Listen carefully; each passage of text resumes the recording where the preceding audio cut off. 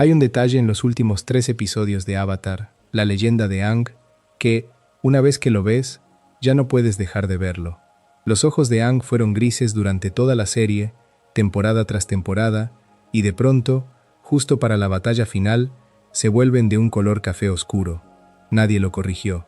Quedó ahí, pintado encima de la pelea más importante de su vida.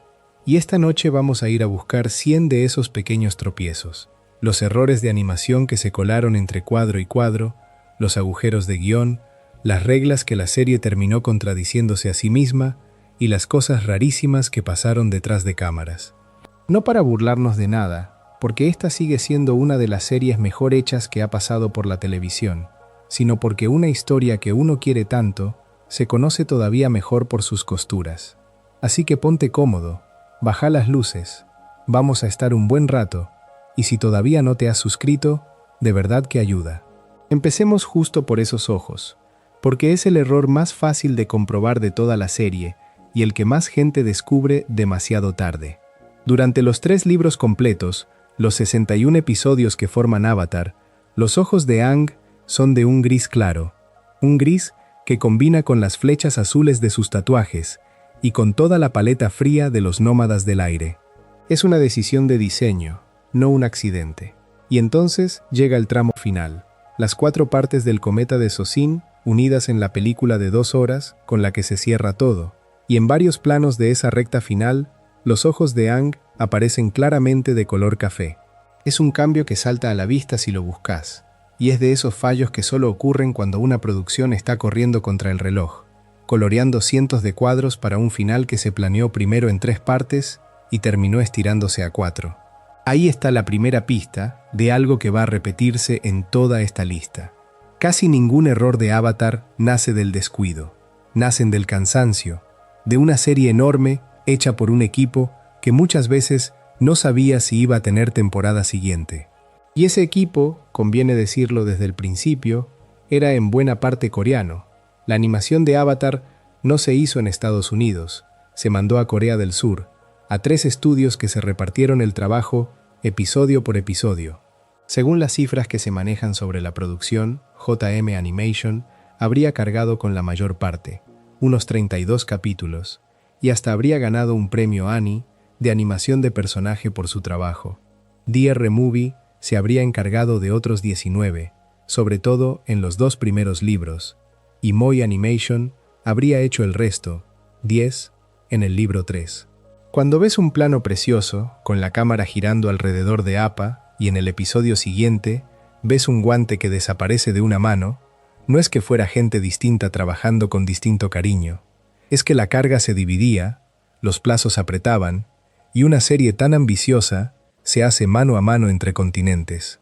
Ahora, si esa parte ya suena rara, hay una que es directamente increíble, y es uno de los datos que más me gusta de toda la producción. Según algunos relatos que circulan sobre la producción, un pedazo de Avatar podría haber sido animado, en secreto, por un estudio de Corea del Norte.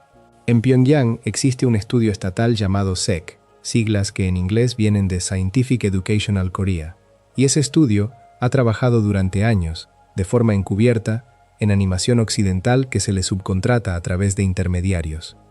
En el caso de Avatar, según esas mismas versiones, se le habría pasado trabajo por medio de MOE Animation y habría participado sin crédito en un episodio del libro 3, el que abre la temporada, El Despertar. Según lo que se ha documentado sobre el estudio, después de ese único capítulo, lo sacaron del proyecto. Piénsalo la próxima vez que veas esa temporada, si esas versiones son ciertas, un episodio de una serie estadounidense sobre la libertad frente a un imperio militarizado habría pasado, en parte, por las manos de dibujantes de uno de los regímenes más cerrados del mundo, y casi nadie que la vio de niño lo habría sabido jamás. Volvamos a lo visible, que hay mucho. En el mismo tramo del cometa de Sozin, cuando Aang despierta sobre el lomo de la tortuga león, hay un plano en el que está descalzo, y, al plano siguiente, ya trae puestas sus botas. Nadie caminó a buscarlas, simplemente aparecen. Es el clásico salto de continuidad de vestuario, el tipo de cosa que un equipo con tiempo habría cazado en revisión y que en un final hecho a contrarreloj Se cuela sin que nadie lo note hasta que un fan lo congela cuadro a cuadro años después. Y hablando de fans congelando cuadros, hay uno que se volvió leyenda, porque toca la cara más reconocible de la serie. En El Maestro del Fuego, el episodio del libro 3, en el que Zuko y Aang van a aprender el origen del control del fuego con los últimos dragones, hay un plano que quedó espejado. Toda la toma está volteada de izquierda a derecha, y el efecto es que la cicatriz de Zuko, que siempre está sobre su ojo izquierdo, de repente aparece del lado derecho de su cara, mientras la ropa de Aang también sale invertida. Muchos fans creen que fue un error, una escena que simplemente se dio vuelta por accidente durante el montaje, aunque nadie del equipo lo ha confirmado abiertamente. Y es un error precioso, porque esa cicatriz no es un detalle cualquiera, es la marca que su padre le dejó, el centro emocional de todo el personaje, y por un instante, por un descuido técnico, cambió de lado. En ese mismo templo escondido, cuando Aang y Zuko están frente a los dos dragones, hay una capa de significado que casi nadie nota y que la wiki de la serie sí registra. Los dragones están asignados a propósito. El dragón azul es el que juzga a Zuko, y ese azul rima con el fuego azul de su hermana Azula, aunque los fans todavía discuten si ese dragón se llama Ran o Shou. El dragón rojo es el que juzga a Aang, y ese rojo rima con Fang, el dragón rojo del avatar Roku, la vida pasada de Aang, aunque tampoco está claro si a ese dragón le corresponde el nombre de Shou o el de Ran. No es un error, es lo contrario de un error, es el tipo de decisión fina que hace que duela más cada vez que la animación sí se equivoca. Porque en la misma serie donde alguien se tomó el trabajo de emparejar el color de cada dragón con el alma de cada alumno, a alguien más se le espejó la cara del protagonista. Sigamos con la cara de Zuko un momento, porque su cicatriz da para varios de estos. Hay un detalle que la gente confunde con un error y no lo es, así que conviene aclararlo para no caer en la trampa. Zuko no empieza la serie siendo un maestro fuego mediocre, empieza siendo bastante bueno. En el primer libro, llega a ganarle un Agni Kai al Capitán Zhao, que no es cualquier rival. Lo que pasa es que a Zuko lo tapa la sombra de Azula, que es una prodigio desde niña, y esa comparación hace que uno recuerde a Zuko como más torpe de lo que la serie realmente lo muestra. No es un error de la serie, es un error de nuestra memoria, y de esos también vamos a encontrar unos cuantos esta noche. Ahora, volviendo a los templos, hay un fallo en el primer libro que a mí me encanta porque mezcla animación con lore. En el Templo del Aire del Sur, cuando Aang recorre el santuario de los avatares pasados, la fila de estatuas debería estar ordenada según el ciclo, y en un primer plano, junto a la estatua de Roku, aparece la figura equivocada. En lugar de la avatar Kyoshi, la maestra tierra que va antes de Roku en el ciclo, hay un maestro tierra barbudo, un hombre. Cuando Aang pasa de nuevo, más adelante, Kyoshi ya está en su lugar correcto. Alguien dibujó primero la estatua equivocada y después la arreglaron, pero la versión mala quedó en la toma. Y da algo de gracia, porque justo Kyoshi es una de las avatares más recordadas, la que vivió más de 200 años, la más alta, y por un momento la borraron de su propio salón. En ese mismo episodio hay otro detalle que la gente cita como error, aunque este es más sutil. En el recuerdo, cuando aparece el monje Gyatso, el maestro y figura paterna de Aang, se le ve riendo con varios dientes de menos. Más adelante, cuando Aang encuentra el esqueleto de Gyatso, la dentadura del cráneo está completa. Es una de esas incoherencias diminutas que solo notas si estás mirando con lupa, y es dolorosa por partida doble, porque el reencuentro de Aang con ese esqueleto es una de las escenas más tristes de todo el primer libro. Y ya que estamos en Gyatso, aquí va un dato que a mucha gente le cambia la forma de ver al personaje, y que hay que decir con cuidado porque es fácil equivocarse. Aang no vio el genocidio de su propio pueblo, no estuvo ahí. La secuencia real es que Aang huyó del Templo del Aire del Sur, angustiado por el peso de ser el avatar, y en medio de una tormenta terminó congelado dentro del iceberg, entrando en el estado avatar para sobrevivir, y todo eso ocurrió antes de que el ejército de Sozin usara el cometa para arrasar a su pueblo. Aang no presenció la matanza. Se enteró después, 100 años después, cuando ya era demasiado tarde, y encontró el esqueleto de Gyatso en ese templo vacío. Lo menciono aquí porque es un punto donde muchos resúmenes se equivocan, y porque el dolor de Aang no viene de haber visto morir a los suyos, viene de haber escapado y despertar en un mundo donde ya no queda nadie. Cierro este primer bloque con un fallo que no es de dibujo sino de escritura, y que es de los más citados. En Jet, un episodio del primer libro, Katara afirma que ella nunca había controlado agua que no pudiera ver. El problema es que sí lo había hecho, unos episodios antes, en Los Guerreros de Kyoshi. Es una contradicción pequeña, del tipo que aparece cuando distintos guionistas escriben distintos capítulos y nadie lleva la cuenta perfecta de lo que cada personaje ya vivió. Y con ese ya llevamos un buen puñado, más de una decena, solo de los primeros descuidos visibles y de un par de trampas de la memoria. Todavía nos queda muchísimo, y algunos de los mejores ni siquiera están en la pantalla. Sigamos con las cosas que se ven, porque el primer libro es una mina de estos pequeños accidentes y hay algo hipnótico en irlos nombrando uno tras otro. Empecemos por el que más gente descubre por su cuenta, el collar de Katara. Ese collar heredado de su abuela, la reliquia con el grabado de la tribu Agua, es un objeto que la serie usa con mucho cariño, y precisamente por eso aparece y desaparece más de la cuenta. Hay escenas en las que Katara lo trae puesto sentada y cuando se levanta, ya no está. En el Polo Norte, durante el asedio, hay planos donde el grabado del collar se borra y el enganche que lo sostiene aparece pintado de azul en vez del amarillo que debería tener. Y hay un caso todavía más raro, porque cruza con la trama. En La Adivina, Aang le fabrica a Katara un collar nuevo con el hilo de pescar de Sokka, un gesto tierno, y luego, en las escenas siguientes, Katara aparece sin ningún collar puesto. El regalo simplemente se evapora del guardarropa. El propio Sokka sufre lo suyo con los objetos.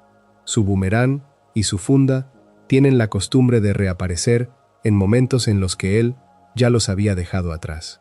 En un tramo del primer libro, se le ve imitando los movimientos de Aang junto a unos cepos, cargando el boomerang y la funda, aunque los había abandonado en otra parte.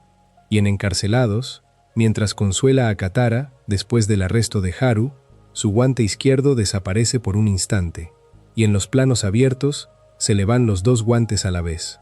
Son detalles diminutos, del tamaño de un guante, pero cuando los juntas, empiezas a ver el andamiaje detrás de la serie, la enorme cantidad de decisiones que hay que tomar en cada cuadro, y las pocas que inevitablemente se escapan. Katara, además, pierde el peinado en más de una toma. En La Adivina, la trenza que le cae por la espalda desaparece en un plano de frente y vuelve a aparecer después. Y hay un fallo que se repite tanto en distintos episodios que casi es una marca de la casa. Guantes, collares, trenzas y detalles que titilan entre plano y plano, como si el mundo se olvidara por medio segundo de lo que sus personajes traen encima. En el Polo Norte, el collar de compromiso de Yue hace exactamente eso. Aparece y desaparece varias veces en las escenas previas al asedio, justo cuando ese collar es lo que la ata a un futuro que no eligió. Hay uno que me gusta especialmente por lo tierno del descuido. En el asedio del norte, en el oasis de los espíritus, a Momo se le invierte el pelaje. El lémur, que según recuerdan casi todos los fans, suele ser más claro por delante y más oscuro por la espalda, aparece en esa escena con los colores como invertidos, la espalda clara y la panza oscura, como si por un instante lo hubieran dibujado en negativo. Y cerca de ahí hay otra rareza lunar que la serie comete más de una vez. Un episodio termina con una luna claramente en cuarto creciente, una uñita delgada en el cielo, y el siguiente abre con una luna llena redonda, sin que haya pasado el tiempo necesario para semejante cambio.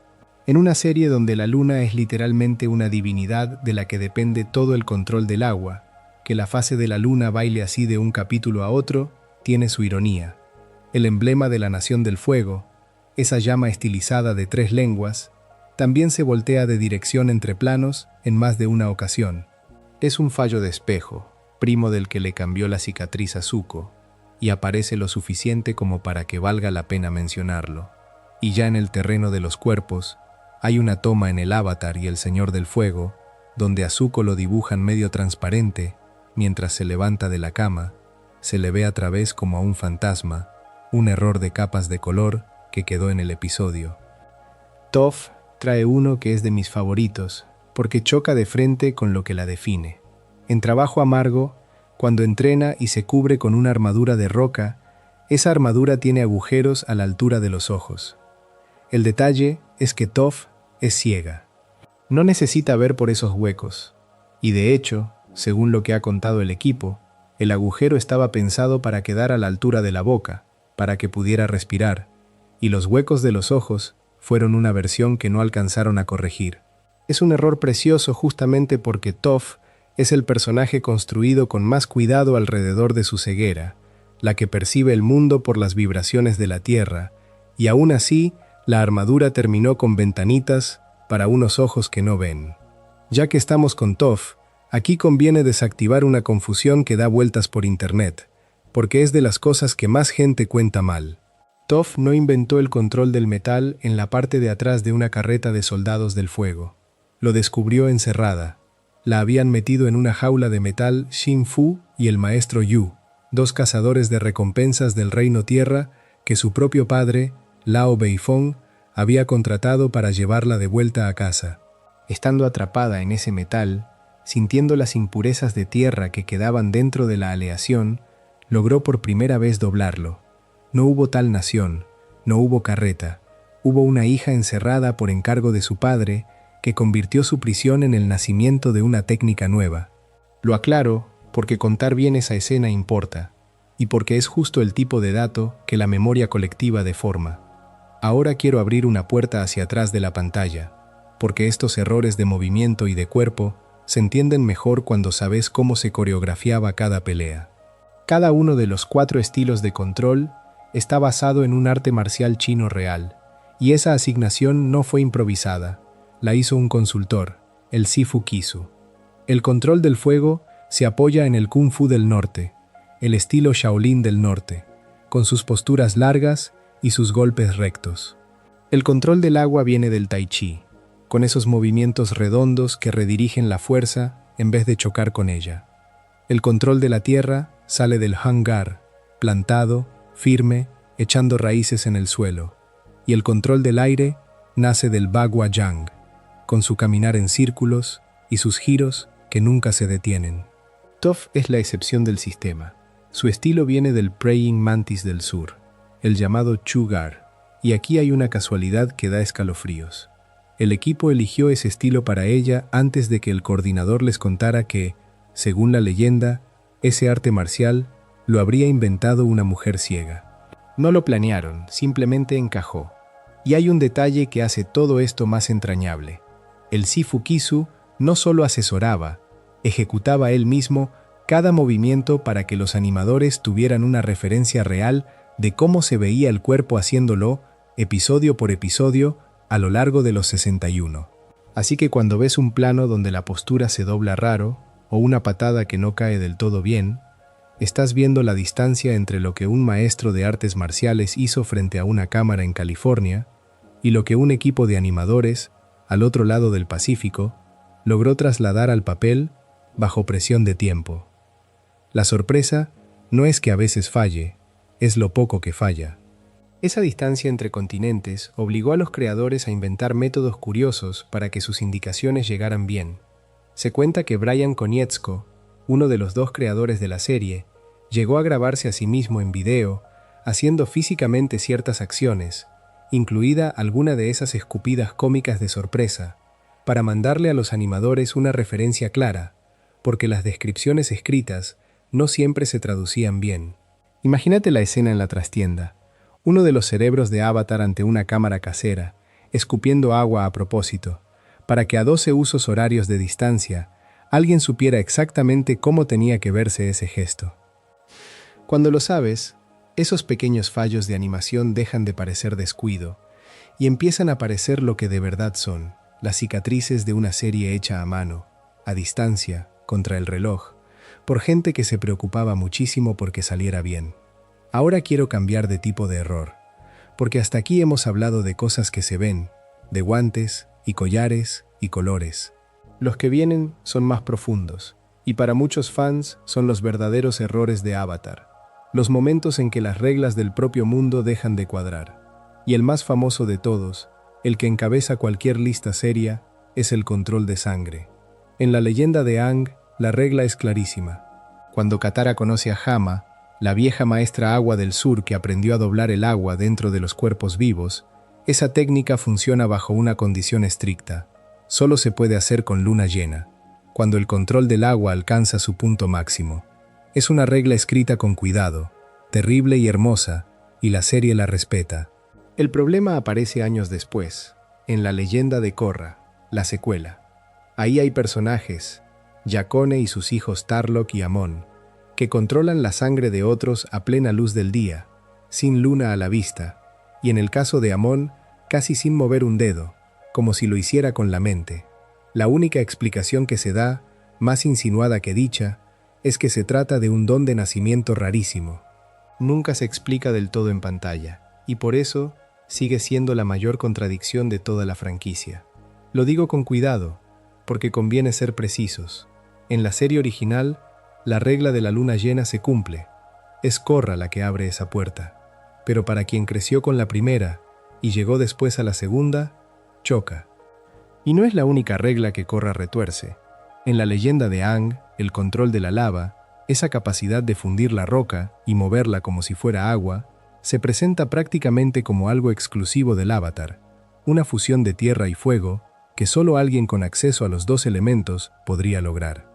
En Korra de pronto hay maestros tierra comunes, como Ghazan o el propio Bolin, que controlan la lava sin ser el Avatar, convirtiendo lo que parecía un poder único en una simple rama avanzada del control de la tierra. Nunca se reconcilian las dos versiones. Es de esas cosas que solo notas si viste todo, en orden, prestando atención, y que una vez que las ves, ya no se te despintan.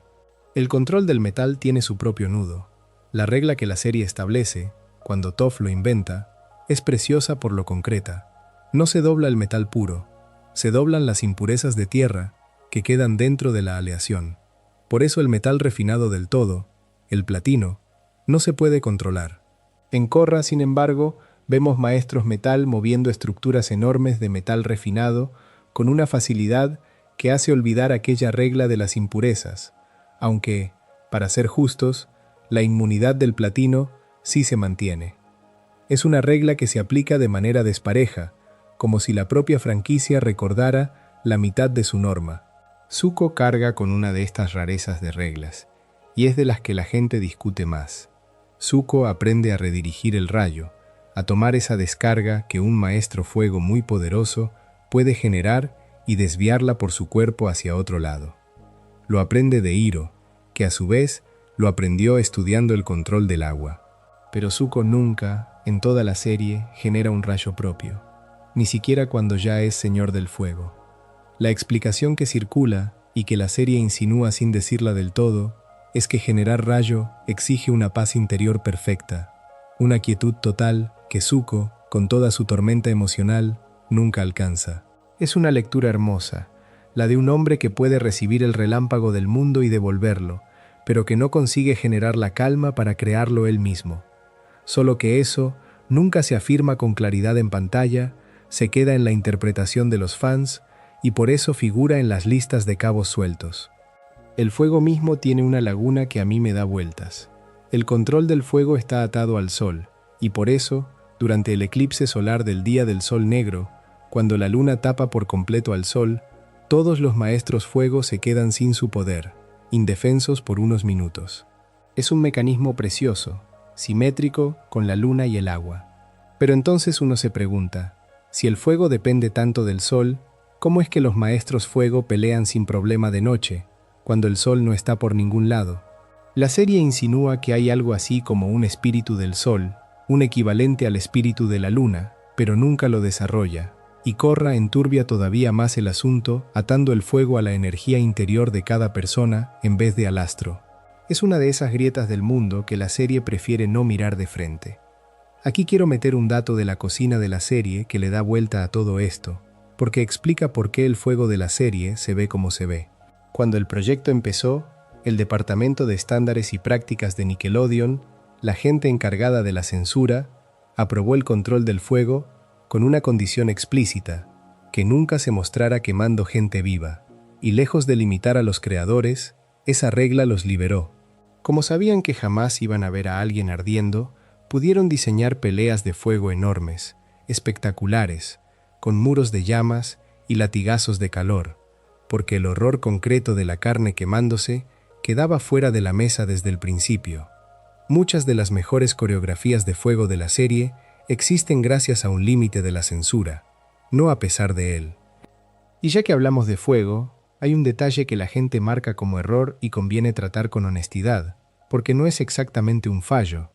Azula es la única maestra fuego que vemos con llamas azules, mientras que veteranos como Hiro, con décadas de dominio, hacen fuego naranja.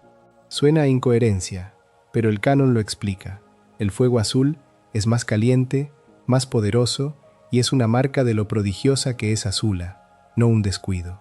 Lo mismo pasa con otra rareza que los fans señalan, que en un mundo con la tecnología industrial del Imperio del Fuego, con sus tanques y sus dirigibles, no haya armas de fuego por ningún lado. No es un fallo de continuidad, es una decisión de diseño del mundo, pero es de esas cosas que uno nota y ya no puede dejar de notar.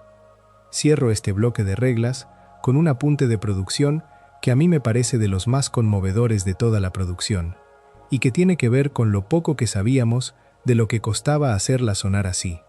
La música de Avatar, esa banda sonora que mezcla instrumentos de medio mundo, fue durante casi toda la serie prácticamente el trabajo de un solo hombre, el compositor Jeremy Zuckerman.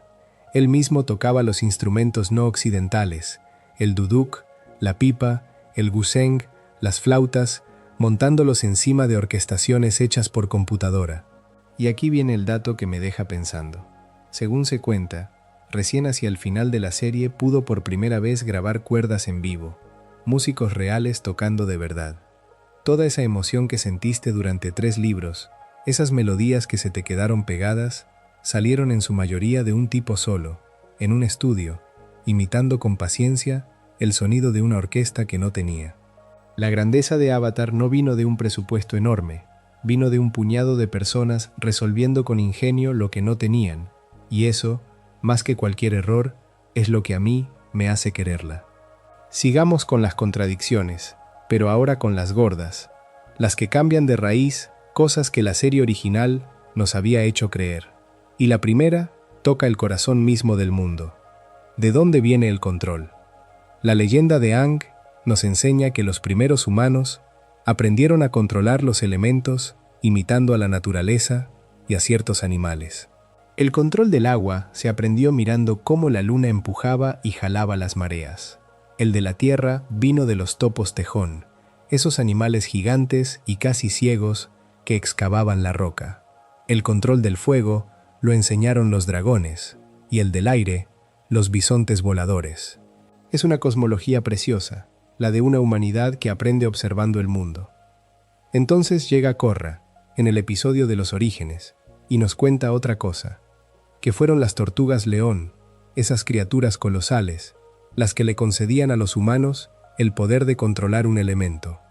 Los fans han hecho las paces con esto diciendo que las tortugas dieron el poder en bruto, y los humanos refinaron la técnica mirando a los animales, pero como sea que lo acomodes, se siente como un cambio de reglas hecho a posteriori. Y aquí conviene meter un matiz que este canal ya aclaró antes, porque es fácil pasarse de la raya. Durante mucho tiempo se creyó que las tortugas león eran las únicas capaces de concederle un elemento a alguien que nació sin él. Pero la historia de la Avatar Sonam y su bastón, de la Edad de Oro del Pueblo del Aire, muestra que no fueron las únicas. Así que si alguna vez escuchaste que solo las tortugas león podían hacer eso, la versión más completa del canon dice que no, que hubo otras vías. Lo mismo pasa con el primer Avatar, con Wan, que vale la pena contar bien. Wan no murió joven ni agotado, como a veces se resume. Vivió, según se cuenta, muchísimos años más de lo habitual, y murió ya anciano, en un campo de batalla, después de décadas intentando frenar guerras. Y fue Raava, el espíritu de la luz con el que se fundió, quien le prometió a él estar presente en cada una de sus vidas futuras, no al revés. Son detalles, pero son los detalles que separan a alguien que vio la serie de alguien que la recuerda a medias. Volvamos a las contradicciones que duelen más. porque hay una que golpea directo a la emoción de la serie. Uno de los pilares tristes de la leyenda de Aang es que Appa es el último bisonte volador, el único sobreviviente de una especie que la matanza de los monjes del aire borró junto con su gente. Ese vínculo entre Aang y Appa, dos huérfanos de un mundo desaparecido, es de lo más conmovedor de la serie. Y el canon posterior lo contradice, al revelar que sobrevivieron otras manadas de bisontes voladores. La premisa emocional se ablanda. Algo parecido pasa con el título mismo de la serie. Aang es el último maestro aire. Esa es la idea que carga todo el peso. Y en Korra, un evento llamado Convergencia Armónica les concede el control del aire a un montón de personas que nunca lo habían tenido, reviviendo a la nación del aire entera. La premisa original, la soledad de ser el último de tu pueblo, queda deshecha por la secuela. Esa convergencia armónica, además, deja un hueco lógico curioso. Es un evento que Korra presenta como fundamental para la historia del mundo, algo que ocurre cada 10.000 años, y que reordena la relación entre el mundo humano y el de los espíritus. Y sin embargo, en toda la leyenda de Aang jamás se menciona, ni una vez, a pesar de que Aang consulta constantemente a sus vidas pasadas sobre asuntos espirituales, incluido Roku, que vivió en una época cercana a uno de esos eventos. Un acontecimiento tan enorme que ninguno de los avatares anteriores le comenta nada al respecto. Es el tipo de agujero que solo aparece cuando una secuela añade capas nuevas sobre una historia que ya estaba cerrada. Hay otra regla espiritual que Korra retoca en silencio.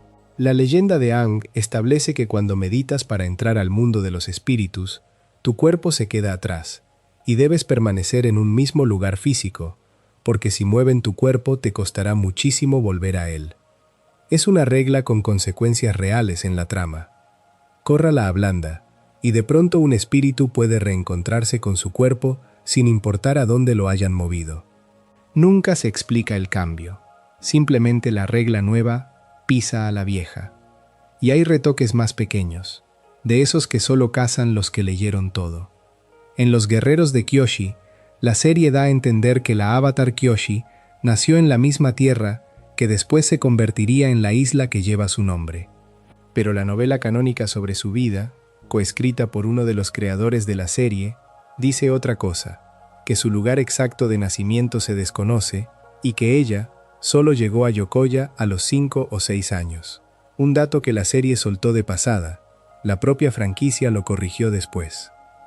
El bibliotecario espíritu Wan Shi-tong, ese búho enorme que guarda 10.000 cosas, tiene su propia incoherencia de carácter.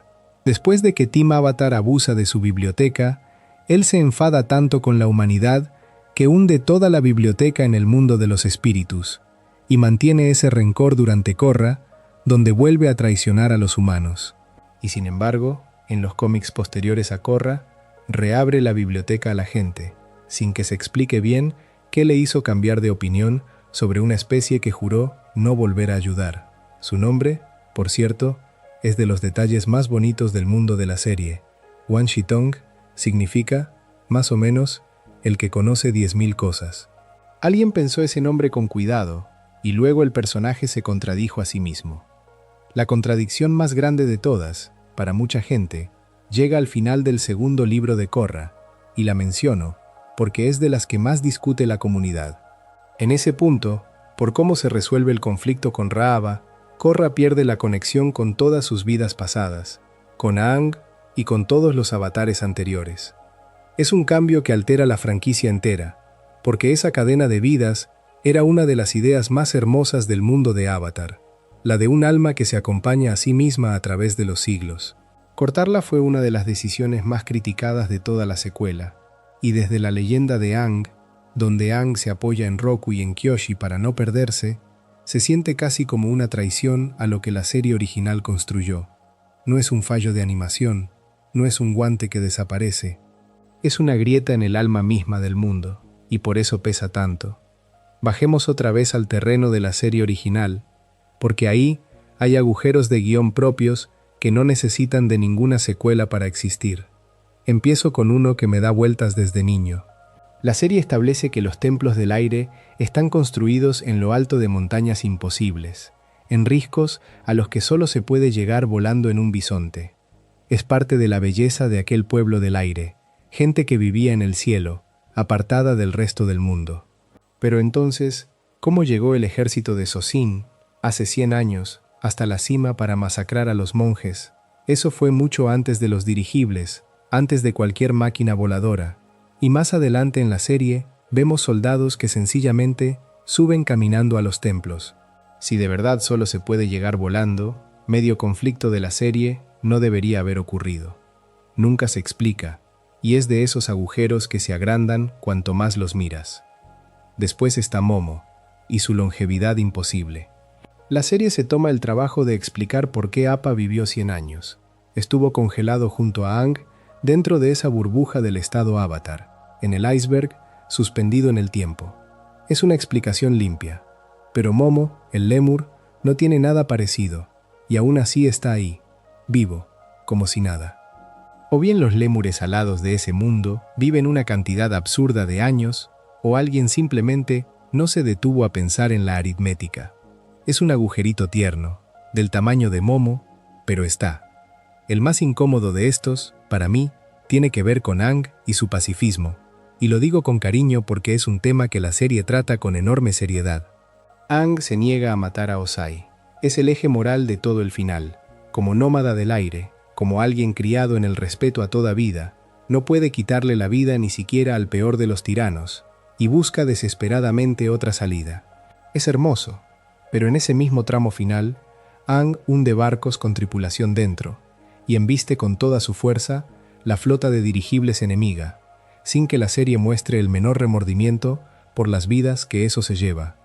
La regla sagrada de no matar aplica con Ozai, cara a cara, pero no parece aplicar con los soldados anónimos que van dentro de esas máquinas.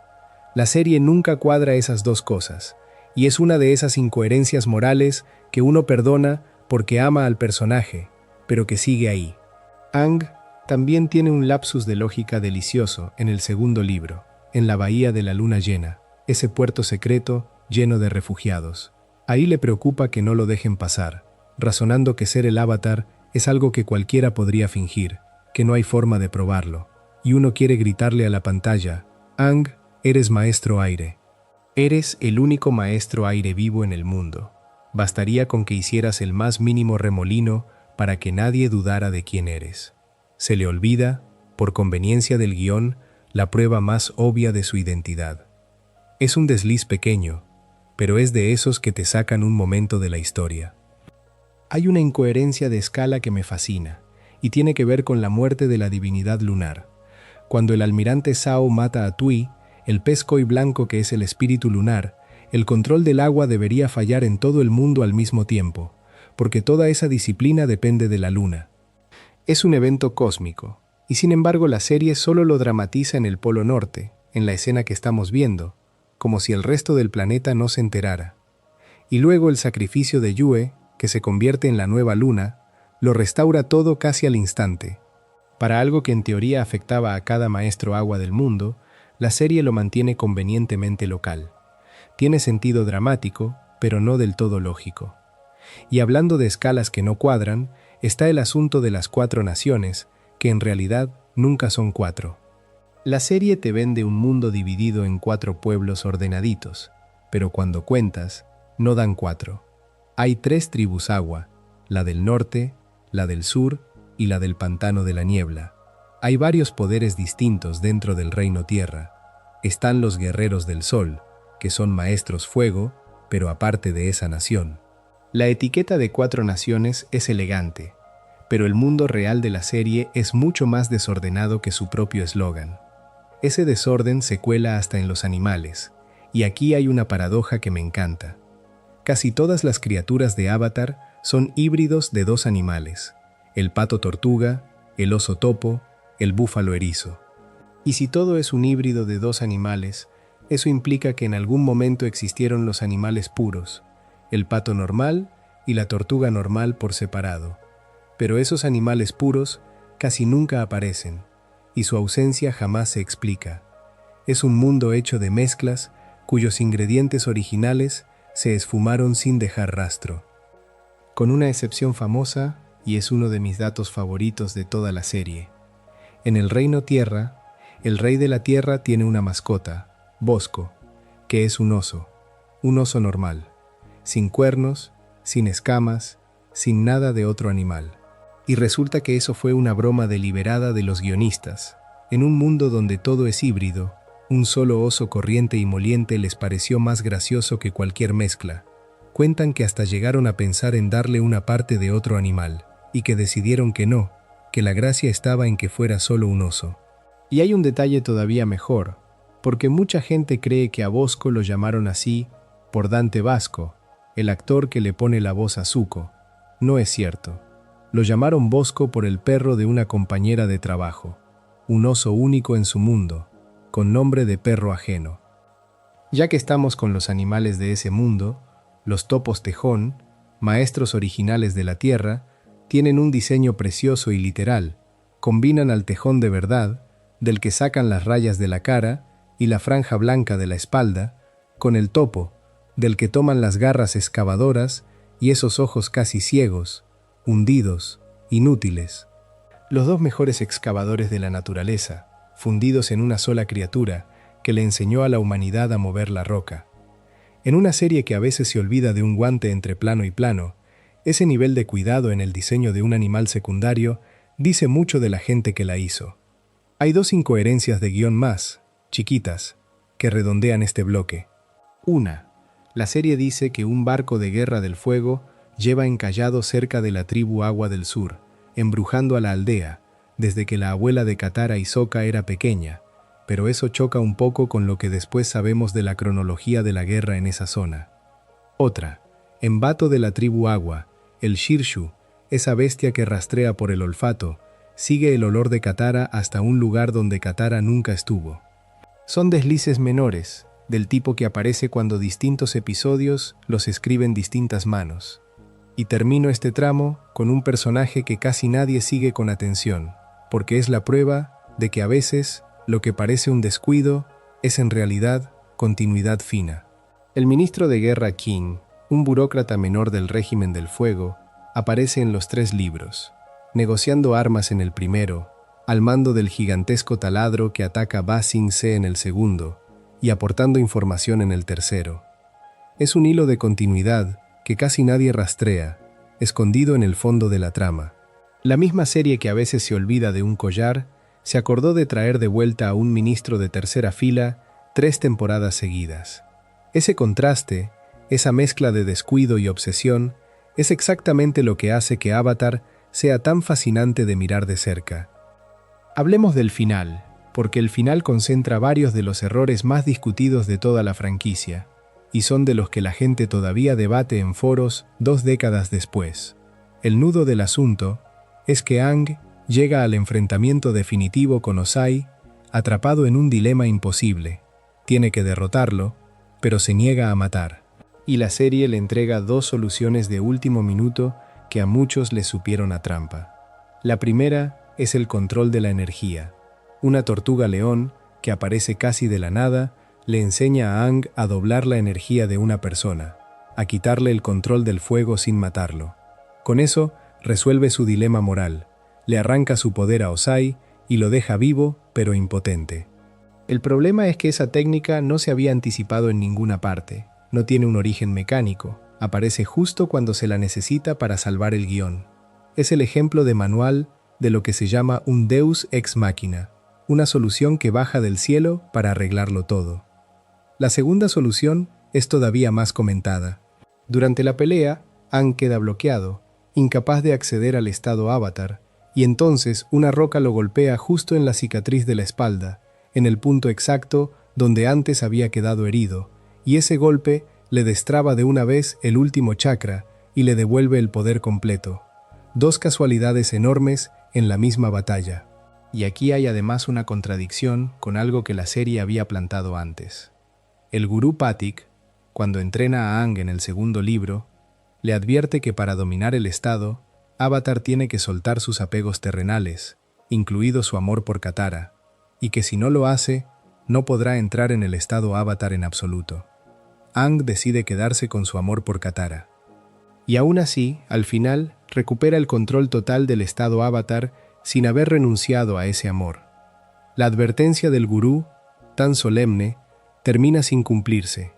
Los fans lo leen de 1000 maneras, pero como regla explicada en pantalla, no cierra. Ahora, en honor a la verdad, los creadores tienen una defensa parcial para lo de esa tortuga gigante, y me parece justo darla. La tortuga león no salió de la nada del todo. Apareció como una estatua en una versión temprana de la secuencia de apertura de la serie, y su papel en el final estuvo planeado desde bastante antes de lo que parece. Hay incluso un guiño previo, una ficha del loto blanco con su imagen y una mención en la biblioteca de Wan Shi-tong. Los críticos responden que aún así al espectador no le dieron nada a lo que aferrarse en el momento, ningún recuerdo que hiciera clic. Pero la idea no fue una ocurrencia de última hora, y eso conviene decirlo. Hay un dato de desarrollo alrededor de ese final que a mí me parece asombroso. Cuando los creadores volvieron, años después, a revisar el documento más antiguo de la serie, esa especie de Biblia, donde habían anotado sus primeras ideas, descubrieron que el momento en que Aang se encierra en un capullo de piedra durante el enfrentamiento final ya estaba fijado desde aquel primer documento. Uno de los golpes visuales más memorables del final llevaba escrito, esperando, desde antes de que la serie siquiera existiera como la conocemos. Y volviendo a esa tortuga león, su diseño esconde una raíz real preciosa. La tortuga león, esa criatura enorme que lleva una selva entera sobre el caparazón, está inspirada en las estatuas de tortuga de piedra coreanas, los Bixi, esas esculturas antiguas que aparecen cargando enormes monolitos o estelas de piedra sobre la espalda. Alguien miró una escultura de piedra que lleva siglos cargando el peso de un monumento y de ahí sacó a la criatura que carga sobre sí el destino del control del mundo. Es exactamente el tipo de detalle que hace que perdones el Deus ex machina, porque hasta la solución apresurada tiene siglos de arte detrás. El final deja además el cabo suelto más famoso de todo Avatar, y es de los que más frustran a quien solo vio la caricatura. En un momento del enfrentamiento, Zuko encara a su padre y le exige que le diga dónde está su madre, Ursa, que había desaparecido años atrás. Y la serie corta ahí. No te dan la respuesta. Para quien vio solo la televisión, el destino de Ursa queda colgando para siempre. La respuesta llegó mucho después, y solo en los cómics, en la historia titulada La Búsqueda, donde se cuenta que Ursa fue exiliada, que acudió al espíritu de la Madre de los Rostros, que vivió un tiempo con otra identidad, con el nombre de Noriko, y que después recuperó quién era. Pero nada de eso está en la serie. Si nunca leíste los cómics, ese hilo simplemente nunca se cerró. Lo que casi nadie sabe es que ese cierre incompleto fue una decisión consciente, y hasta dolorosa. El final de la serie llegó a incluir una escena completamente dibujada, con storyboard terminado, en la que Zuko se reencontraba con su madre. Existió, y uno de los creadores, Michael Dante Di Martino, decidió vetarla, quitarla del final, dejando solo a Zuko, exigiéndole a Ozai que le diga dónde está. Prefirieron el hueco a la respuesta fácil. Ese reencuentro que borraron es el que después contaron en el cómic. Así que el cabo suelto más famoso de Avatar no fue un descuido, fue una escena que alguien decidió, a propósito, dejar fuera. Hay dos errores más pequeños alrededor del final que vale la pena nombrar. 1. Sokka, durante la batalla en el bosque, pierde su espada del espacio, esa que forjó con el metal de un meteorito, y también su boomerang, y la serie nunca confirma que los recupere. El chico que no controla ningún elemento, que se define por su ingenio y por ese par de armas, se queda, hasta donde muestra la pantalla, sin las dos. Y 2. Un error que no está en la serie sino en un libro derivado. La novela sobre Roku, que amplía su historia, parece tener, según algunos lectores, un desliz de fechas sobre el paso del cometa de Sozin, aunque no está claro si la editorial llegó a reconocerlo. Lo mismo que la serie logró mantener consistente, que Sozin esperó al cometa 12 años después de la muerte de Roku, un libro posterior lo enredó. Y aquí conviene desactivar otra confusión, porque circula mucho como si fuera un error del final y no lo es. En la última parte del cometa de Sozin, cuando Aang abre su último chakra, no aparece detrás de él una fila infinita con todos los avatares que existieron desde el principio de los tiempos.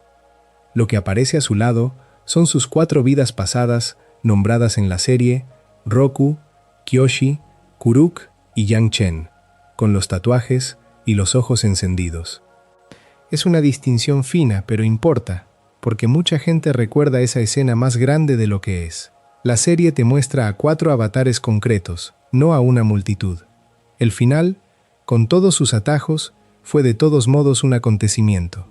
La emisión final del cometa de Sozin, en julio de 2008, promedió alrededor de 5.600.000 espectadores, cerca de un 95% por encima del promedio del canal en esa época del año, y fue la transmisión número 1 de la semana en toda la televisión, abierta y por cable. Se había planeado en 3 partes y terminó armado como una película de 2 horas en 4. Con Deus Ex Machina y todo, con la tortuga león que baja del cielo y la roca que golpea la cicatriz justo a tiempo, millones de personas se sentaron a verlo a la vez y muchas lloraron. A veces, un final imperfecto, contado con suficiente corazón, gana igual.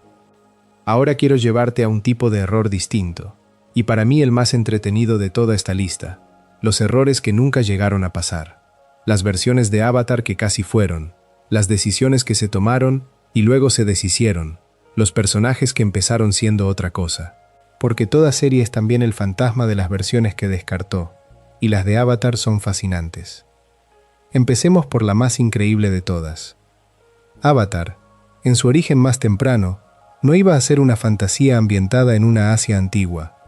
Iba a ser ciencia ficción, ambientada miles de años en el futuro. Circula entre los fans la idea, no del todo confirmada, de que en los primeros dibujos de desarrollo, Aang aparecía como el último sobreviviente de una civilización tecnológicamente avanzada, flotando junto a Appa dentro de una especie de esfera de energía brillante. Todo el mundo que amamos, con sus templos de piedra y sus pergaminos de caligrafía, empezó siendo una historia de un futuro lejano, con una civilización perdida. Los creadores tiraron por completo ese marco de ciencia ficción y lo reemplazaron por la fantasía inspirada en la antigüedad asiática. Piensa en todo lo que se habría perdido si no lo hubieran hecho. El origen concreto de la idea es casi igual de bonito.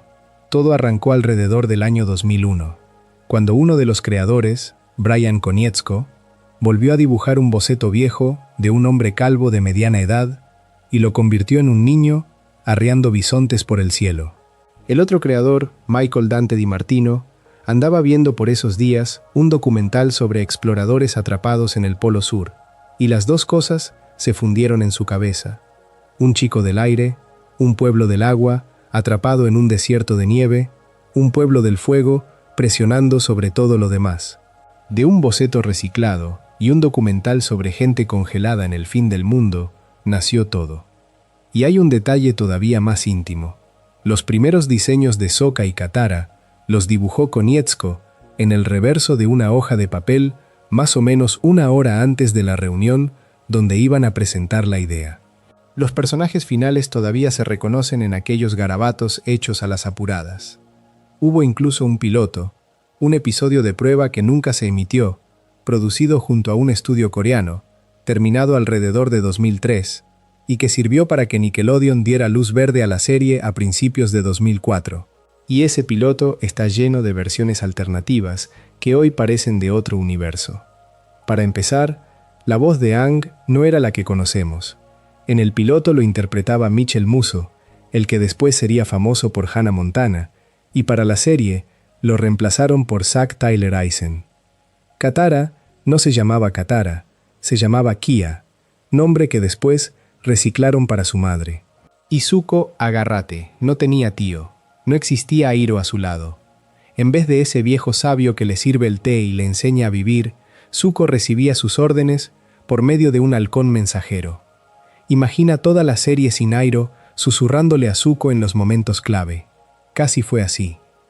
El piloto cambiaba hasta una regla central del mundo.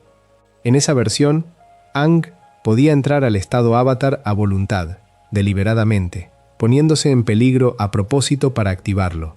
Justo lo contrario de la serie final, donde el estado avatar es una defensa involuntaria, que se dispara solo cuando Aang está en peligro extremo o desbordado por la emoción. Ese cambio, de un poder que se controla a un poder que se descontrola, transformó al personaje entero. El Aang que casi fue, tenía un arma que podía usar cuando quisiera. El Aang que conocemos le teme a su propio poder. Y todavía hay más en esos documentos tempranos, porque la Biblia de la serie, ese librote donde los creadores anotaron sus planes, describía un mundo bastante distinto del que salió. Los libros no iban a llamarse por los elementos, agua, tierra y fuego, sino por las estaciones, invierno, primavera y verano. Azula, la villana más gélida y perfecta de la serie, empezó siendo un personaje masculino, el Príncipe Azul. Iroh, en esa versión, no era el mentor bondadoso, era un traidor, que en secreto le enseñaba mal a Zuko el control del fuego por órdenes del Señor del Fuego. Momo iba a ser la reencarnación del monje Gyatso, el maestro de Aang, una idea preciosa y triste que al final no usaron. Personajes que amamos, como Mai, Ty Lee, Jet y Suki, todavía no existían. Appa iba a estar separado del grupo durante todo el segundo libro. Y el Rey de la Tierra, que en la serie es un títere manipulado por el Dai Li, iba a ser en cambio un líder activo de la resistencia. Hasta el final era otro. La Biblia terminaba con los héroes separándose para reconstruir cada uno su propia nación. Un tema de separatismo, en vez del mensaje de unidad con el que la serie realmente cierra.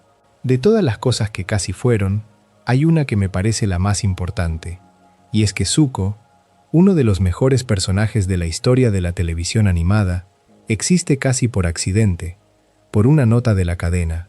En el plan original de los creadores, el único villano era el Señor del Fuego, dirigiendo la guerra cómodamente desde su trono, lejano e intocable. Fue un ejecutivo de Nickelodeon, Eric Coleman, quien le sugirió que agregaran un antagonista más joven, alguien que pudiera perseguir a los héroes cada semana. Y a partir de esa nota, Konietzko dibujó, según sus propias palabras, a un chico de aspecto aterrador, con una cicatriz sobre un ojo. Todo el arco de redención de Zuko, ese viaje que millones consideran el mejor de la serie, nació de un ejecutivo pidiendo un villano recurrente para mantener la tensión episodio a episodio. La idea que uno pensaría más orgánica, más del alma de la serie, fue en realidad una sugerencia corporativa, y salió magnífica. Y hay un personaje cuya versión final choca de frente con su versión original de una manera que se quedó, literalmente, incrustada en la serie. Toph. Toph fue concebida, al principio, como un chico, un adolescente fornido, musculoso, mal hablado, pensado como contrapeso bruto de Sokka. El jefe de guionistas, Aaron Ehasz, propuso cambiarla, convertirla en una niña ciega y pequeña para el segundo libro, y Konietzko ha contado que se resistió a ese cambio durante mucho tiempo, que peleó por conservar al personaje original. Al final ganó Ehasz, y Toph se convirtió en la maestra tierra ciega que todos adoramos. Pero aquí viene lo hermoso. Aquel Toph masculino y musculoso nunca desapareció del todo. Si miras con atención la secuencia de apertura de la serie, ese resumen animado de los 4 elementos que se ve al principio, el maestro tierra corpulento que aparece ahí, es un resto de aquel diseño original. Cada vez que empezaba un episodio, sin saberlo, estabas viendo al Toph que casi fue, atrapado para siempre en la intro, junto a la Toph que finalmente fue. Hubo tramas enteras que se recortaron o se comprimieron. Los creadores tenían planeado un arco importante para Sokka, en el que él dejaba al grupo para emprender su propio viaje en solitario. Todo eso se descartó y se comprimió a unos 5 minutos dentro de un solo episodio, Bato de la tribu Agua, un viaje del héroe entero reducido a una escena. También estuvo sobre la mesa, para el tercer libro, una subtrama en la que Azula iba a enfrentar un matrimonio arreglado, un compromiso forzado, algo coherente con las costumbres de la nobleza del fuego dentro de ese mundo. Los guionistas lo dejaron ir, sintiendo que no había suficiente historia ahí. Y hubo un plan que a los fans todavía les duele. El jefe de guionistas, Aaron Ejas, tenía pensado un arco de redención para Azula, uno que él describía como más largo y mucho más complicado que el de Zuko. Ese arco quedó guardado cuando los creadores se fueron a trabajar en la película de imagen real. La Azula que colapsa al final de la serie iba a tener, en algún universo, la oportunidad de un camino de vuelta tan largo como el de su hermano. No la tuvo, al menos no en pantalla. Cierro este bloque de fantasmas con un pequeño rastro de censura que muestra cuánto se peleaba cada segundo. En el tercer libro, en la escena de entrenamiento del Rey Melón, en el Templo del Aire del Oeste, el guión original hacía que a un muñeco con cabeza de melón, la práctica de Sokka, le volaran la cabeza por completo de un golpe. Después de una conversación con el departamento de censura, eso se convirtió en un corte fuera de plano, un tajo que no se ve, específicamente para que resultara menos violento y menos sugerente de una decapitación. Hasta en una escena de comedia, con un melón, había alguien pesando cuánto se podía mostrar en una serie para niños. Cada uno de estos fantasmas, cada versión descartada, es un recordatorio de que la serie perfecta que recordamos fue en realidad un montón de decisiones difíciles, discusiones y accidentes felices, apilados unos sobre otros, hasta que, de milagro, cuadró. Hay una categoría de errores de Avatar que no es de la serie, sino de las paredes contra las que la serie chocaba constantemente: la censura. Porque esto era Nickelodeon, un canal para niños, y la regla de fondo era clarísima: nada de violencia directa, nada de sangre visible, y casi todas las muertes fuera de plano o solo insinuadas. Los creadores pasaron 3 libros haciendo ingeniería alrededor de esa regla, contando una guerra de 100 años, con genocidio incluido, sin poder mostrar prácticamente ninguna muerte de frente. Y el ejemplo más doloroso de todos es Jet. Jet, el líder rebelde de mirada dura, muere en el segundo libro, en las profundidades de Ba Sing Se, herido por Long Feng. Pero Nickelodeon no dejó que se mostrara claramente la muerte de un niño en una serie infantil. Así que el golpe mortal ocurre fuera de plano. Lo único que ves es un poco de polvo y a Jet tirado, inmóvil. Y entonces llega el intercambio que se volvió tristemente famoso, cuando Sokka le dice algo así como que va a estar bien, y Toph, que siente los latidos y las vibraciones del cuerpo, dice en voz baja que está mintiendo. Ese eufemismo, ese va a estar bien seguido del «él está mintiendo», es la manera en que la serie te dice que Jet acaba de morir sin poder decírtelo. Los creadores lo confirmaron después en los comentarios del DVD. Sí, Jet muere, solo que no les dejaban mostrarlo. Lo confirmaron también de una manera casi cómica. Existió una versión de la serie con datos emergentes, unos textos que aparecían en pantalla durante las reemisiones, un formato de trivia que el canal llamó Avatar Extras. Y en uno de esos textos, sobre la escena de Jet, apareció escrito, sin rodeos, que Jet estaba muerto. La cadena que no dejó mostrar su muerte en el episodio la confirmó después con un cartelito de trivia.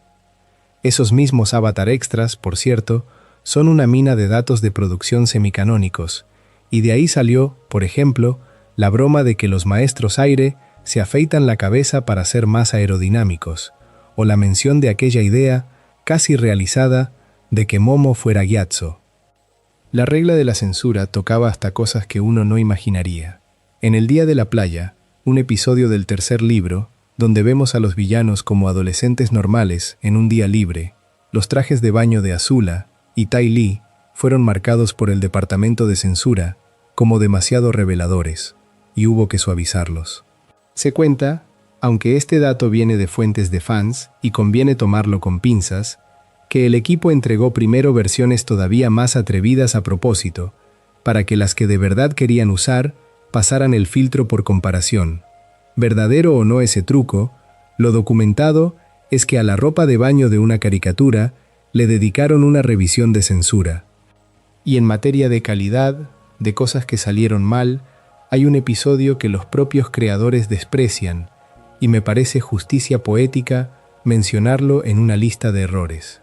Se trata de La Gran División, un episodio de relleno del primer libro sobre dos tribus enfrentadas que Aang termina reconciliando con una mentira.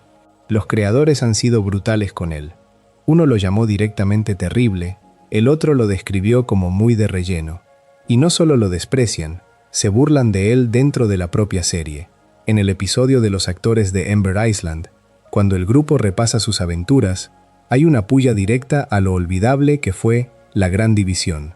Es además el único episodio de toda la serie que quedó calificado por debajo de 7 en las votaciones de los espectadores en las bases de datos populares.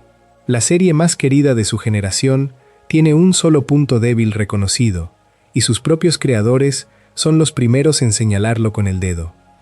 Detrás de todo esto había una presión que casi mata a la serie entera, y este es de los datos que más me impresionan. Después del segundo libro, Avatar estuvo a punto de cancelarse.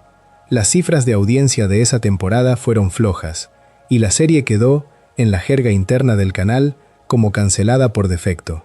Fue ese mismo ejecutivo, Eric Coleman, el que había pedido a Zuko, quien hizo campaña dentro de Nickelodeon para salvarla. Y no la salvó de un golpe, con una temporada completa. La serie sobrevivió a pedazos, con renovaciones parciales, primero unos 5 guiones, después 13 episodios. Por eso ciertos episodios están construidos como son. Cliffhangers como El Espíritu Azul o El Asedio del Norte, esos finales que te dejan sin aire, estaban colocados en parte para asegurar que el canal pidiera el siguiente lote de episodios. La tensión que sentías al final de esos capítulos era real por partida doble. Era la tensión de la historia y era la tensión de un equipo tratando de que no le cancelaran la serie. Ese equipo, además, pagó la incertidumbre con su propio trabajo. Terminado ese segundo libro, Nickelodeon dejó ir a todo el equipo de guionistas durante 3 o 4 meses. El tercer libro se hizo en lo que se llamó una pausa rodante, con artistas suspendidos un par de meses cada vez, entrando y saliendo según alcanzaba el presupuesto. Cuando piensas que el tercer libro, con el Día del Sol Negro y todo el arco final de Zuko y ese cometa de Sozin que millones lloraron, se produjo así, a tirones, con la gente entrando y saliendo de sus empleos, la palabra error empieza a cambiar de sabor. Los pequeños fallos que hemos ido nombrando, los ojos que cambian de color, los guantes que desaparecen, no son descuidos de gente que no le importaba. Son las huellas de un equipo haciendo una de las mejores series de la historia de la animación, mientras el suelo se movía bajo sus pies, sin saber, temporada a temporada, si iban a poder terminarla. Que la terminaran, y que la terminaran así de bien, es lo que sigue siendo asombroso.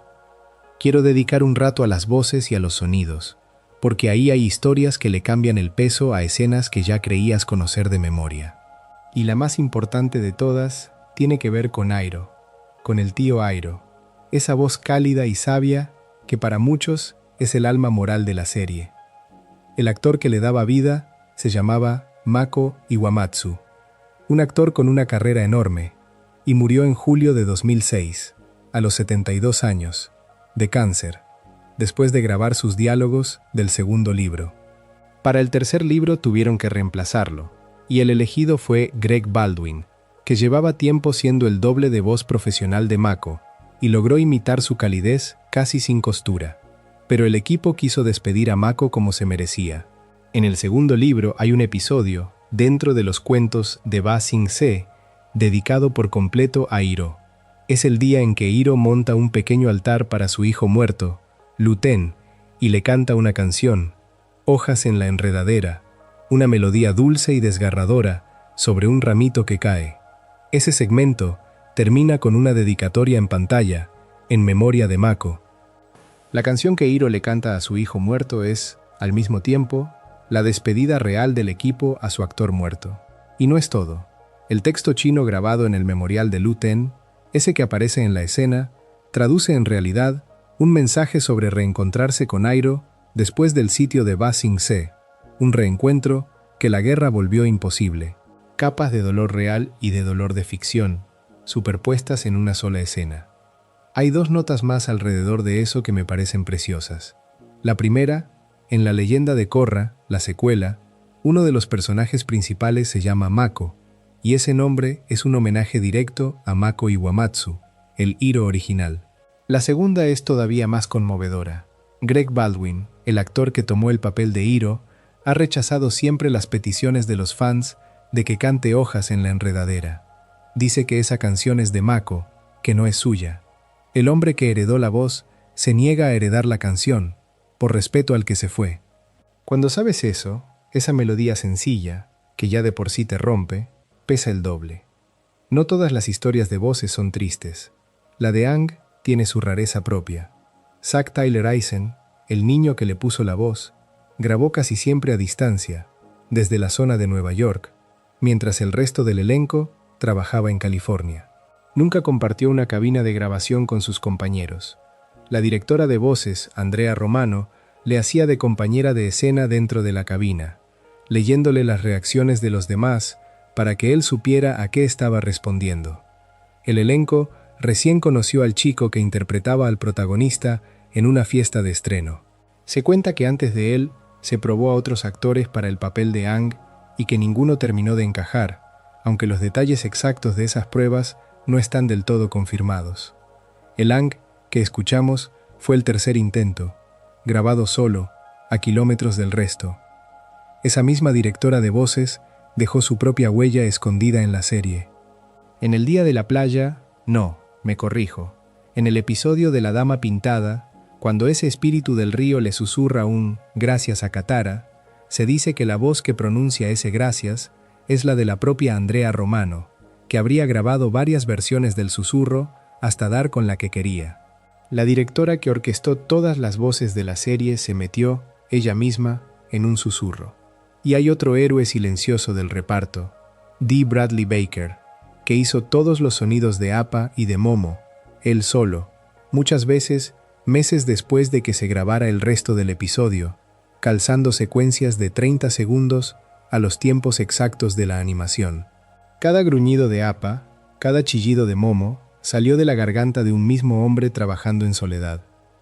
Los sonidos del mundo esconden trucos que dan ganas de aplaudir. La música de la serie, ya lo dijimos, era casi el trabajo de un solo compositor, y ese compositor hizo magia con lo que tenía. Hay un instrumento ficticio en la serie, el cuerno tsungi, ese que Hiro toca. Como no existe de verdad, el compositor lo inventó de una forma ingeniosa. Golpeó la campana de un trombón con un dedo, grabó apenas una fracción de segundo de ese tañido metálico, y usó ese sonido para pintarle un carácter metálico a la grabación de un duduk, una flauta armenia real. El cuerno imposible de un mundo de fantasía es un trombón dándole su brillo a una flauta. El sonido siniestro que anuncia a Azula, ese ding agudo que se te clava, es una muestra de un gamelán indonesio, un instrumento que el compositor y el diseñador de sonido habían estudiado juntos en la universidad. Y el canto de los arqueros Yuyan, esos tiradores de élite, lo armaron grabándose a sí mismos cantando y superponiendo la forma de sus propias voces sobre una grabación genérica de una multitud animando. Nada de eso es error. Es lo contrario, es ingenio puro, pero saberlo hace que cada sonido de la serie deje de ser un fondo y se vuelva una pequeña obra de artesanía. Y ya que andamos por los rincones, la serie está sembrada de guiños y de bromas recurrentes que premian al que mira dos veces. El más famoso es el vendedor de repollos, ese pobre hombre cuyo carrito de coles termina destruido una y otra vez, gritando por sus repollos. Empezó como un chiste de una sola vez, escrito por un guionista para el episodio del Rey de Omashu, y a uno de los creadores le gustó tanto que lo trajo de vuelta hasta convertirlo en una de las bromas más queridas de la franquicia, y algunos fans creen reconocer un guiño al mismo chiste, muchos años después, en la versión de imagen real. Hay guiños a otras series que amaban los creadores. El diseño de Jet está basado en Spike Spiegel, de Cowboy Bebop, y el bosque de Wulong, donde ocurre la última batalla contra Ozai, lleva el nombre de la moneda de esa misma serie, los Wulongs. Hasta el chiste del vendedor de repollos se inspiró en los viejitos recurrentes de Cowboy Bebop. Algunos guiños son casi secretos. El maestro espadachín Piandao, el que le enseña a Sokka, tiene la voz de Robert Patrick, el actor que hizo del T-1000. aquel villano de metal líquido de la segunda película de Terminator. Y hay quien nota que cuando Piandao describe una espada como un largo brazo de metal afilado, está haciéndole un guiño a los brazos convertidos en cuchillas de aquel villano. Y hay uno tierno, ese aldeano de la isla de Kyoshi que se desmaya de la emoción, al que los fans llaman el hombre de la boca espumosa. Tiene la voz de uno de los propios creadores de la serie, Brian Konietzko, escondido bajo un seudónimo de broma en los créditos. Ese mismo personaje repite su desmayo en el segundo libro y, según creen algunos fans de la secuela, terminaría mudándose a Ciudad República, un extra sin nombre al que uno de los creadores le puso la voz y al que la franquicia siguió la pista durante años. La serie hasta esconde a sus villanos con intención. Al Señor del Fuego, a Ozai, lo mantienen deliberadamente en la sombra durante los 2 primeros libros, sin mostrarle nunca la cara del todo, apenas una silueta contra el fuego, y no lo revelan por completo hasta la premier del 3er libro. Cuando por fin le ves la cara, ya llevas 2 temporadas temiéndole sin conocerlo. Y en el bando de los buenos hay una broma que se convirtió en leyenda, el disfraz de Sokka, ese alias suyo de One Fire, un tipo barbudo con una esposa igual de ridícula llamada Sapphire Fire. Esa barba postiza reaparece como chiste de fondo en más de un episodio. En una serie que carga con una guerra de 100 años, con genocidio y con niños que mueren fuera de plano, cabía también un tipo con una barba falsa llamándose One Fire, y esa convivencia entre lo trágico y lo tontísimo es, quizá, el verdadero secreto de por qué la serie funciona tan bien. Ahora quiero contarte algo que le toca de cerca a este canal y a quien lo está escuchando, porque tiene que ver con la voz misma con la que muchos de nosotros conocimos la serie. El doblaje. La mayoría de la gente da por sentado que Avatar se dobló al español latino en México, como tantas series de esa época. Pues no, el doblaje latinoamericano de Avatar no se hizo en México, se hizo en Chile, en Santiago, en un estudio llamado DINT, con actores chilenos. La voz de Aang que muchos crecieron escuchando era la de René Sagastume, y la de Katara, la de Jessica Toledo, ambos chilenos. Toda esa cadencia con la que la serie te habló de niño venía del cono sur, no del centro de México como casi todos suponen. Y hay un giro más, de esos que solo notan los oídos muy atentos. El doblaje cambió de estudio a mitad de camino. Se dice que para el 3er libro, el doblaje pasó a otro estudio, esta vez en México, dejando atrás al estudio chileno que había hecho los 2 primeros, aunque este dato circula sobre todo entre fans, y conviene tomarlo con reservas. Si alguna vez sentiste que las voces del tramo final sonaban apenas distintas, no era tu imaginación, era un cambio real de país y de estudio en medio de la serie. Y como cada región hizo lo suyo, el mundo está lleno de versiones de Avatar con nombres y voces que a nosotros nos suenan raros. En Alemania, la serie se llama, traducido, El Señor de los Elementos, un título que borra por completo cualquier mención al aire o a Aang. En Italia se llama La Leyenda de Aang, como acá, pero el doblaje italiano cambió al actor de Sokka a mitad de la serie, un actor en el primer libro y otro distinto para el segundo y el tercero. Cada país armó su propia versión, con sus propios accidentes. El caso más curioso de todos es el británico, y esconde una razón que casi nadie adivina. En buena parte de Europa, incluido el Reino Unido, la serie no se llamó The Last Airbender, se retituló como La Leyenda de Aang. Hay 2 motivos documentados. Uno es que se acercaba el estreno de la película Avatar de James Cameron, y no querían que la gente confundiera las 2 cosas. Pero el otro motivo es más gracioso, y es real. En el inglés británico, la palabra bender, así, sola, es una manera despectiva de referirse a un hombre homosexual. Airbender, maestro aire, estaba bien, pero un personaje llamado a secas un bender le sonaba fatal a los oídos británicos. Un título entero de una serie tuvo que reinventarse en toda una región, porque el nombre del oficio de sus protagonistas era, sin querer, una grosería local. Piénsalo la próxima vez que oigas la palabra en inglés. La serie tuvo además rarezas de estreno que hoy parecen impensables. Se cuenta que hubo un episodio doble, el paso de la serpiente junto con el taladro, que habría tenido alguna proyección especial antes de pasar por televisión, aunque este dato conviene tomarlo con cautela. Gente que fue al cine a ver 2 episodios de una serie de Nickelodeon en pantalla grande. Hubo también un desorden de cronología. El episodio Los días perdidos de APA, ese que cuenta lo que le pasó al bisonte mientras estuvo separado del grupo, se emitió antes de otro episodio, cuyos hechos, sin embargo, ocurren antes en la historia. Lo emitieron fuera del orden en que pasan las cosas, y el propio arranque de la serie llegó tarde.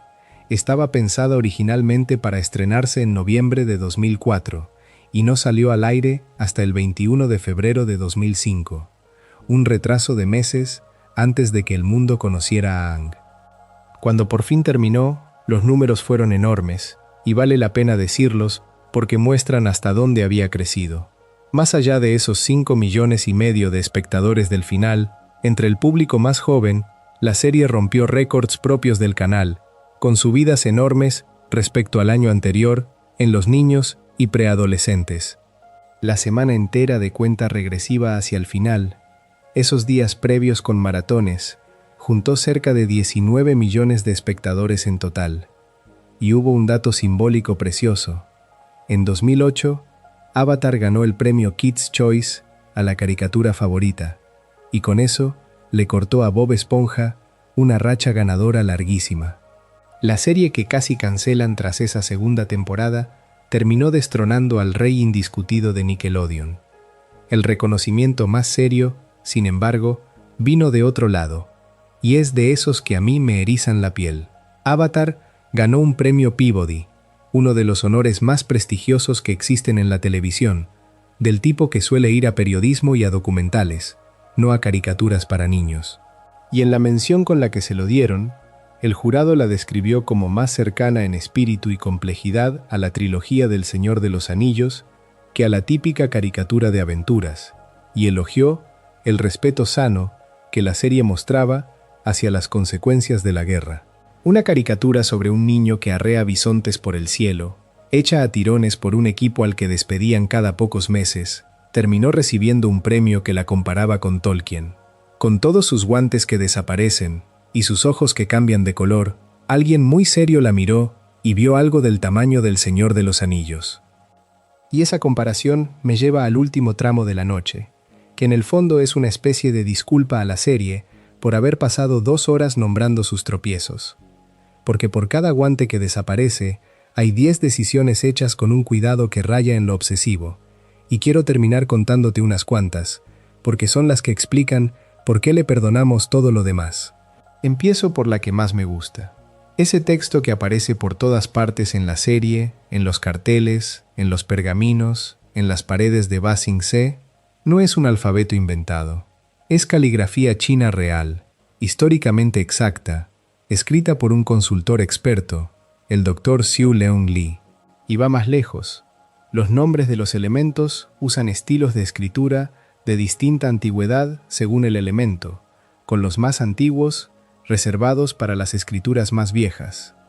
Cada trazo que ves de fondo, y que probablemente nunca leíste, dice algo de verdad, en chino de verdad. Alguien podría haber garabateado símbolos falsos y nadie se habría quejado. En vez de eso, contrataron a un experto para que cada pared del mundo dijera algo real.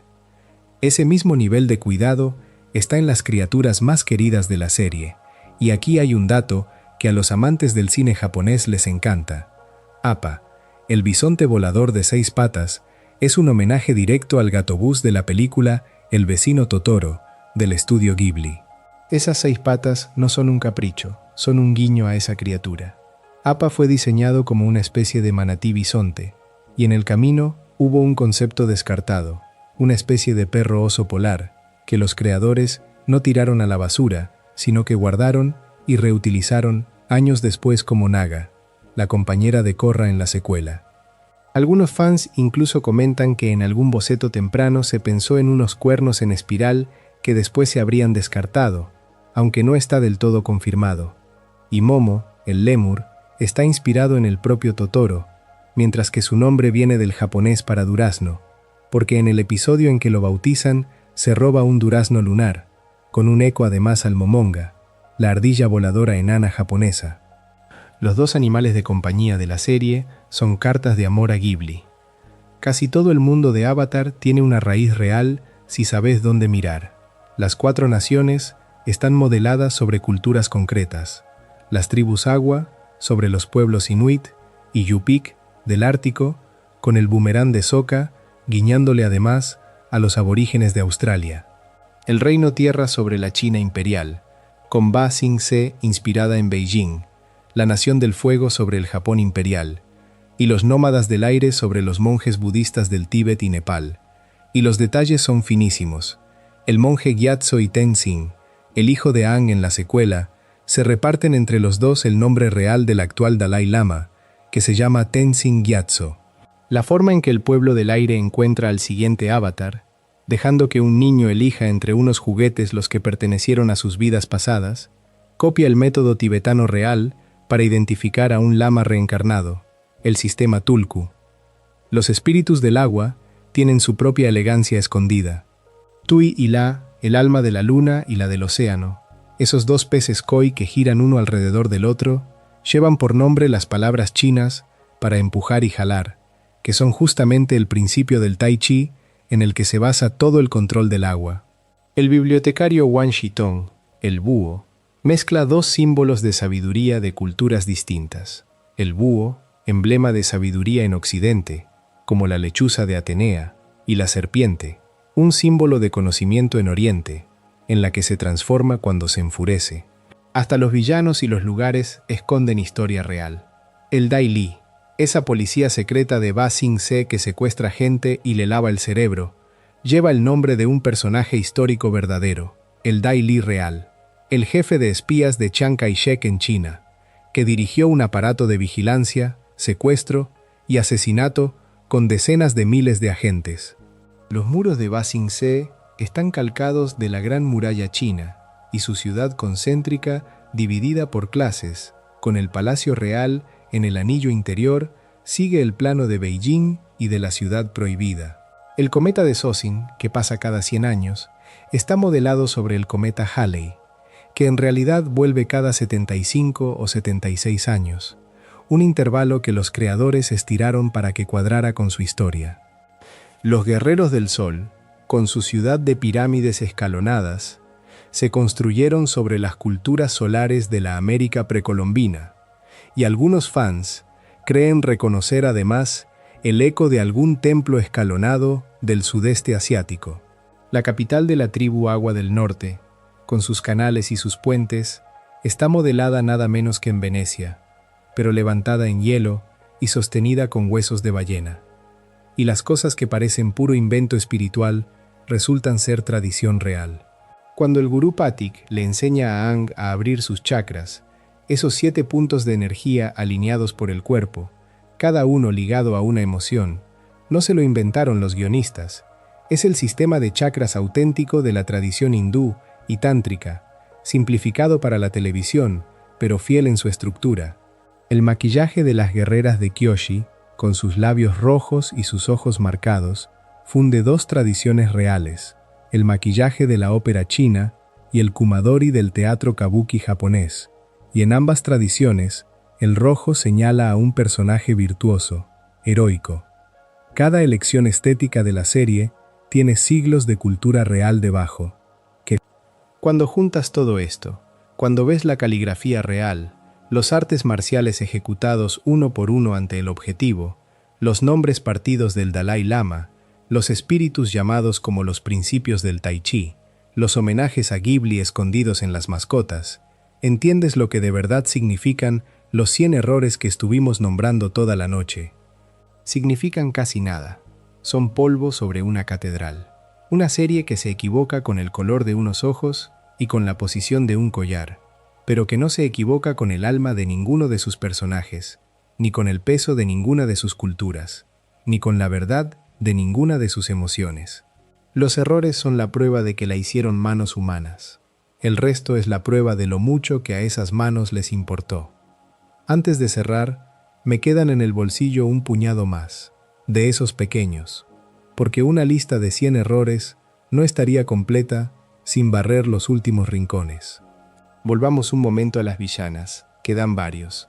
En regreso a Omashu, las uñas de Mai no se deciden. Cambian entre su tono natural y un gris oscuro varias veces a lo largo del episodio, como si el maquillaje se pintara y se despintara solo. Y Mai y Tai Li tienen la costumbre de intercambiar lugares alrededor de Azula. Al final de un episodio, están sentadas a un lado de ella, y al empezar el siguiente, aparecen en el lado contrario, sin haberse movido. Detalles diminutos que solo cazas si miras 2 veces seguidas. Ese mismo episodio, Regreso a Omashu, tiene un descuido de lógica que me hace gracia. Aang se pone un sombrero para esconder la flecha de su frente, que es la marca inconfundible del Avatar, y hasta ahí bien. El problema es que sus otras flechas, las de los brazos y las manos, quedan a la vista de todo el mundo, y nadie a su alrededor reacciona ni ata cabos. Escondió la de la cabeza y se olvidó de las otras 4. Algo parecido pasa en el Espíritu Azul. Después de que le cortan las cadenas de las muñecas, Aang sale corriendo tan campante aunque los tobillos le siguen encadenados. En un plano está atado, en el siguiente corre libre. Los objetos siguen jugándole bromas a la serie hasta el final. En el Maestro del Agua, 2 barcos reciben al grupo detrás de un muro de hielo, y al plano siguiente ya solo hay uno. En el Maestro de Sokka, Piandao le ofrece a Sokka su espada envainada con la empuñadura hacia un lado, y en la toma de reverso, la empuñadura ha saltado al otro lado. Y en la caldera hirviente, durante la traición de Mai en el teleférico, los mecanismos que frenan la góndola quedan flotando dentro del suelo, sin apoyarse en nada, un fallo de perspectiva que dejó las piezas suspendidas en el aire. Ninguno de estos rompe la historia, pero juntos son la prueba de cuántas manos y cuántos plazos pasaron por cada cuadro. Hay cabos de guión que la serie dejó abiertos y nunca ató, al menos no en pantalla. El control de la combustión, ese poder de hombre combustión de provocar explosiones con la mente a través del tercer ojo tatuado en su frente, nunca se explica de dónde viene, y al personaje ni siquiera le dan un nombre real en la serie. Y por si fuera poco, no es único. En la secuela aparece otra persona, Pe Li, con exactamente el mismo poder, sin que se establezca ninguna conexión entre ambos. El origen de esa habilidad recién se amplió mucho después, en una de las novelas del universo, la que gira en torno a la avatar Yang Chen. Ko, el ladrón de rostros, ese espíritu de pesadilla que roba la cara a quien muestra emoción frente a él, le promete a Aang que volverán a verse, y esa promesa nunca se cumple en la serie. El reencuentro solo aparece en un juego derivado, jamás en pantalla. Y Azula, después de su derrumbe final, no se vuelve a mencionar en la secuela. Su historia continúa únicamente en los cómics. La serie es generosa, cerrando arcos, pero dejó unos cuantos hilos colgando para siempre para quien solo vio la televisión. Aquí conviene, para ser honestos, desactivar un supuesto error que se cita mucho y que en realidad no lo es. Mucha gente señala que Aang, siendo nómada del aire, come carne en algún momento, y lo marca como una incoherencia, porque se asume que ese pueblo del cielo era estrictamente vegetariano, pero el material complementario sugiere que el vegetarianismo de Aang era más una preferencia personal que una ley absoluta de su pueblo, y que su pueblo podía comer carne en ciertas circunstancias. Así que ese, más que un error limpio, es un asunto discutible, y prefiero contártelo con el matiz antes que venderte como fallo algo que el canon deja abierto. Y ya en el terreno de comer y de identidades, cierro con 2 detalles finos que muestran, otra vez, cuánto pensaba la serie incluso en lo pequeño. Cuando Zuko anda de incógnito por el Reino Tierra, usa el nombre falso de Lee, y ese nombre no es casual. Lee es a propósito uno de los nombres más comunes del Reino Tierra, tan común que en el episodio Zuko Solo, cuando un niño que también se llama Lee y su madre le preguntan su nombre, Zuko se queda por un instante sin saber qué responder, atrapado en lo corriente de su propia mentira. Y una última, para dimensionar la escala de este mundo, la Avatar Kyoshi, esa a la que por un rato borraron de su propio salón de estatuas en el primer libro, es el ser humano confirmado más longevo de la serie. Vivió más de 230 años, y era famosa por su estatura fuera de lo común. Una mujer que vivió más de 2 siglos y a la que la animación, por un descuido de un plano, sustituyó por un hombre barbudo cualquiera. Si algo resume esta noche entera, es esa imagen, la serie más cuidadosa de su generación, capaz de un despiste tan tierno como ese, y grande igual, grande a pesar de todo. Y con Kyoshi llegamos, más o menos, a nuestros 100. No los conté en voz alta uno por uno, porque no quería que esto sonara a lista de compras, pero ahí están, repartidos por toda la noche, los ojos que se vuelven cafés, la cicatriz que salta de lado, los guantes y collares que titilan, las reglas que Korra retorció, los agujeros de lógica, los personajes que casi fueron otros, las voces que despidieron a un muerto, los nombres partidos del Dalai Lama, 100 costuras de una sola tela. Y quizá sea eso lo que quería decirte esta noche, ahora que las luces ya están bajas y el sueño anda cerca.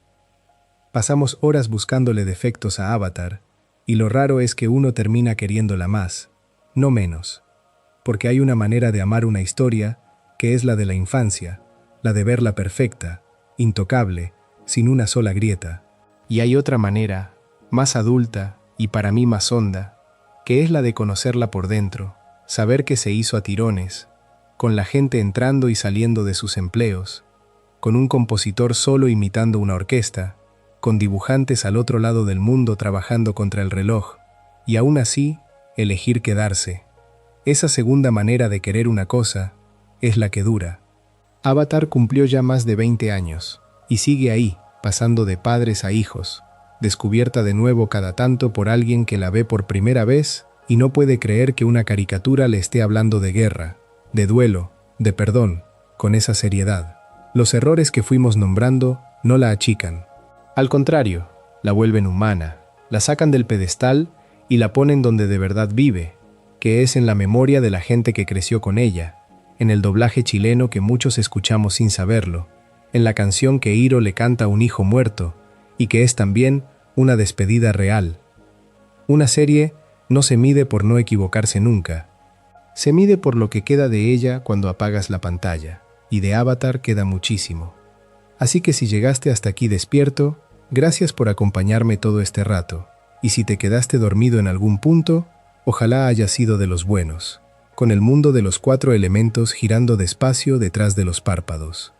Vuelve cuando quieras, que aquí siempre va a haber una historia larga y tranquila esperándote para el final del día. Descansa, y si te gustó el video, suscríbete y nos vemos en el próximo.